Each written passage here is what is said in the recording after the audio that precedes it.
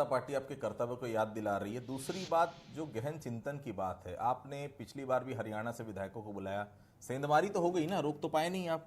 और आपको अपने विधायकों पर भरोसा क्यों नहीं है? सबसे बड़ा पॉइंट वही है, कांग्रेस के विधायक हैं, कांग्रेस के चुनाव चिन्ह पंजा से वो लड़े, उन्होंने वहां पर चुनाव में जीत दर्ज की, विधायक बने, जनता ने उनको चुनकर भेजा। तो ये है क्या? क्यों जिसको जाना है वो जाएगा, आप रोक तो सकते नहीं है। चाहे आप इनको रिजॉर्ट में रोक लें, चाहे सादत सत्कार कर लें, जितना भी कुछ भी कर लें, जिसके मन में आ गया उसको जाना है वो आप रोक नहीं सकते। और ये चल क्या रहा है? वो एक फिल्म का डायलॉग था अनिल द्विवेदी साहब की, सुबह का नाश्ता रांची में, शाम का खाना रायपुर में, फिर सुबह का नाश्ता रांची में। प्लेन क्या है? कोई साइकिल वाइकल है क्या? 2 विधायकों को लेकर आ रहा है, फिर 4 विधायकों को लेकर। ये पैसा किसका है भाई? जनता का तो है। और जनता जवाबदेही तो मांगती है ना कि आखिर पैसा किसके लिए वेस्ट कर रहे हैं आप लोग। चावला साहब, निश्चित तौर पे मैं आपकी बात से बिल्कुल सहमत हूं। जनता जवाब मांगती है, जनता के प्रति जवाबदेही होनी भी चाहिए। और मैं ये कहता हूं सर, इनको तकलीफ इस बात की है कि सरकारी गाड़ी में शराब, मैं ये बोलता हूं कि भाई वो शराब की कौन सी पेटी में लिखा था कि ये शराब किसके लिए जा रही है? कौन से किसी को आपने शराब पीते हुए कैमरे में कैद कर लिया?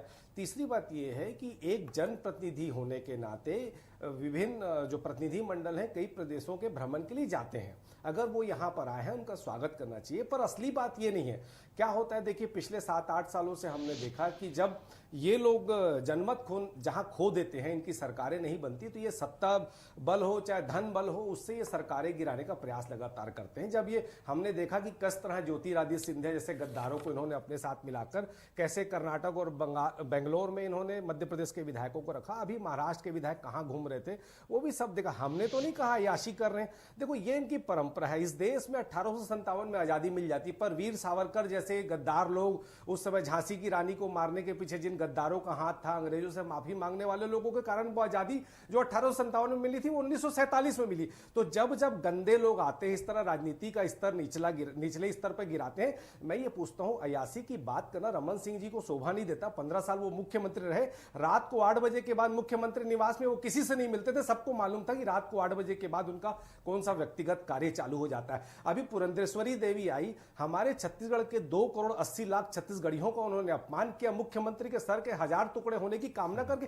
ये इनका स्तर है, ये इनकी सोच है। ये लोग जो देश प्रेम की बात करते हैं आरएसएस के कार्यालय में, जिन्होंने 50 साल तक झंडा नहीं फहराया, ये क्या बात करेंगे लोकतंत्र की? ये अपने 3 नालायक औलादों को भेजते हैं, ईडी, सीबीआई और इनकम टैक्स को। इससे ये लोग विधायकों को खरीदने का काम करते हैं, सरकार को गिराने का काम करते हैं। मैं इनको पोल दूंगा तो इनको मिर्ची लगेगी। कुछ दिन के बाद इनके पितृ संगठन के लोग रायपुर आने वाले हैं, 3 दौर इंडोर रहेंगे, तो हम उनको बोलेंगे कि तुम्हारे आरएसएस के लोग अयासी कर रहे, छत्तीसगढ़ में आ रहे। हम नहीं कहेंगे, हमारे संस्कार ही नहीं, हम गांधी जी के रास्ते पर चलते। ये अयासी वयासी तो हमने बहुत सारा देखा, ये आपके संस्कार है, हमारे संस्कार नहीं। जी का बयान भी आ गया है अभी कि ये तो बताएं कि आरएसएस के लोग यहां आ क्यों रहे हैं। मार्कंडे साहब से मैं जवाब जरूर दूंगा। मार्कंडे साहब, ये आपके लोग आते हैं यहाँ पर, जामवाल जी आ रहे हैं, वहीं की वहीं है अभी, कि विश्वास क्यों नहीं है आपस में?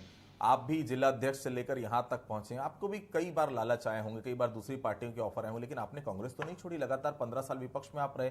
फिर इन विधायकों को थोड़ा लालच मिल जाता है, हो सकता है कोई और तरीके से डराया धमकाया भी जाता हो, जैसा कि आप आरोप भी लगाते हैं आप लोग, लेकिन उसके बाद भी पार्टी को क्यों ये छोड़कर दूसरी जगह चले जाते हैं? हरियाणा में हमने देखा आप लोगों ने लाख किलेबंदी की, लेकिन हुआ वही जो नेता प्रतिपक्ष धर्मलाल कौशिक जो तत्कालीन हुआ करते, उन्होंने कहा था, अनिल द्विवेदी साहब आपको याद होगा, कि क्रॉस वोटिंग तो होगी ही, ये शब्द थे उनके।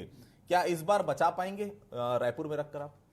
देखिए ऐसा है कि सबसे पहले मैं जवाब दे दूं कि ऐसा क्यों, तो उसके लिए सिर्फ एक लाइन कहना चाहूँगा कि कुछ तो मजबूरियां रही होंगी, वरना यूं ही कोई बेवफा नहीं होता। वैसे सिर्फ बात वो नहीं है। देखो आप पर्दे के पीछे की सच्चाई ये है कि एक राजनेता का एक स्टाइल हो गया आजकल की चर्चा में रहना, तो एक विवादित बयान दो। रमन सिंह जी की राजनीतिक हत्या हो चुकी, उनके दोनों समर्थकों को अध्यक्ष और नेता प्रतिपक्ष से हटा दिया गया, उनकी पूछ परख है नहीं, उनका जनाधार खत्म हो गया, उनको मालूम अगली बार टिकट भी नहीं मिलनी है। तो ये चर्चा में रहने के लिए ये सरकार को मालूम है कि अगली बार 23 में भी कांग्रेस की 75 से ज्यादा सीटें आने वाली हैं। इनका आदिवासी विरोधी चेहरा उजागर हो गया कि आदिवासी दिवस के दिन उन्होंने आदिवासी अपना प्रदेश अध्यक्ष हटा दिया, और इस चेहरा इनका बेनकाब हो गया कि आदिवासी मुख्यमंत्री झारखंड उसका भी षड्यंत्र कर रहे हैं। ये नवीन भाई खुद बैठे, इनका आरक्षण को खत्म करने का काम भी बीजेपी कर रही है। ये षड्यंत्र SC ST के खिलाफ जो लगातार करे, मेरा बात सुन लीजिए नवीन जी, और उसके अलावा देखिए रमन सिंह जी में जरा नैतिकता होती तो महंगाई के बारे में बात करते, बेरोजगारी के बारे में बात करते, गैस के बारे में बात करते।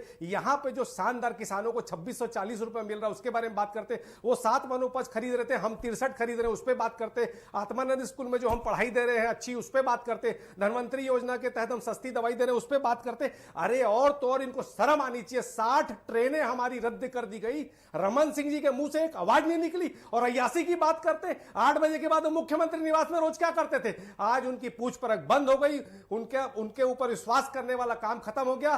छत्तीसगढ़ में सरकार फिर से कांग्रेस की बनने वाली, इस सब चीजों से विचलित होकर लगातार सिर्फ चर्चा में रहने के लिए इस तरह की बयानबाजी कर रहे हैं, ये बहुत निंदनीय है और ये छत्तीसगढ़ की संस्कृति का अपमान भी है इस तरह की बातें।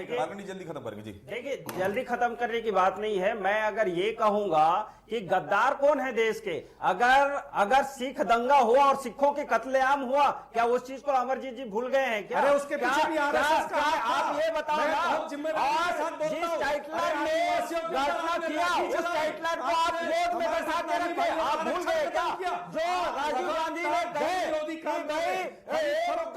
मजबूत पेड़ गिरता है तो धरती में कमल उससे भी आप सहमत है क्या?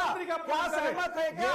दूसरी चीज कि आपके कार्यकाल में 12 विधायकों को खरीदा गया, क्या उस चीज को भी भूल गए क्या? रमन सिंह को माफी मांगनी चाहिए, छत्तीसगढ़ की जनता से माफी मांगनी चाहिए, जनप्रतिनिधियों से माफी मांगनी चाहिए, बहुत गलत बात है। एक छत्तीसगढ़ की जनता बिल्कुल बर्दाश्त नहीं करेगी और आने वाले समय में पूरे 75 सीटों पे हम उखाड़ के फेंकेंगे।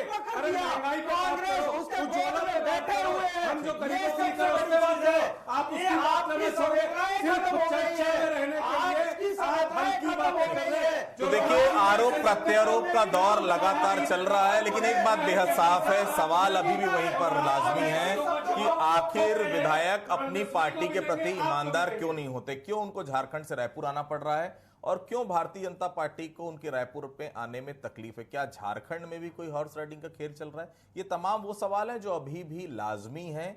जवाब बेहद साफ है कि वहां का झारखंड का क्या नतीजा निकलेगा ये तो समय बताएगा, लेकिन एक बात बिल्कुल तय है, कहीं ना कहीं असमंजस की स्थिति थी, इसीलिए सभी विधायकों को रायपुर लाया गया। तो फिलहाल आज के मुद्दे में आप सभी लोग जुड़े, आप सभी लोगों का बहुत बहुत धन्यवाद। तो आज के मुद्दे में फिलहाल इतना ही, कल किसी अन्य मुद्दे पर फिर से मुलाकात होगी, तब तक के लिए बहुत बहुत धन्यवाद।